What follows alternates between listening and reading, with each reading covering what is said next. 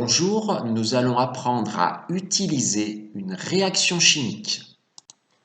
Pour cela, nous allons utiliser une réaction chimique qui a été équilibrée dans une précédente vidéo, mais également une masse molaire moléculaire qui a été calculée également dans une autre vidéo.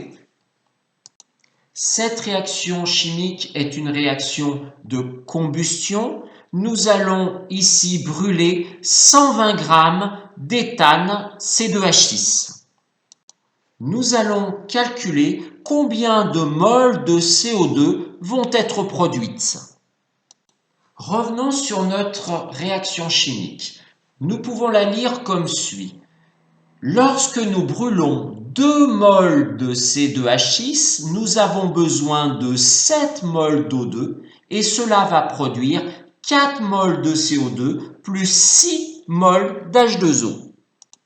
Dans une réaction chimique, nous parlons donc en moles de molécules.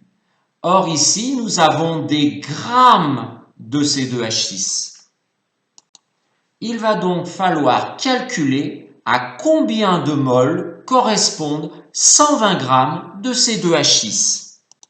Nous allons donc utiliser la donnée de la masse molaire de la molécule de C2H6 qui vaut 30 g par mol. Nous allons placer ça dans un tableau, donc 30 g pour une mol. Ici, nous avons 120 g de C2H6. En faisant un produit en croix, cela nous fait 120 fois 1 divisé par 30 est égal à 4 moles.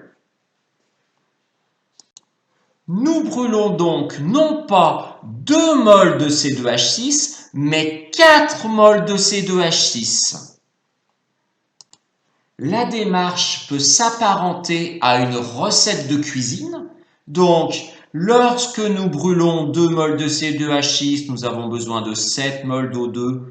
Nous obtenons 4 moles de CO2 plus 6 moles d'eau. Mais ici, ce n'est pas 2, mais 4 moles de C2H6 qui sont brûlés. Donc, cela nous fait 4 moles de C2H6 plus 14 moles d'O2 donne 4 fois 2, 8 moles de CO2 plus 12 moles d'eau. Donc, nous avons bien le nombre de moles de CO2 est égal à 2 fois 4 moles, c'est-à-dire 8 moles de CO2.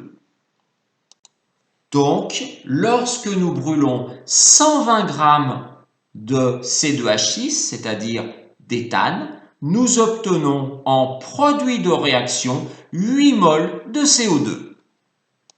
Merci à tous pour votre attention et à bientôt dans une autre vidéo.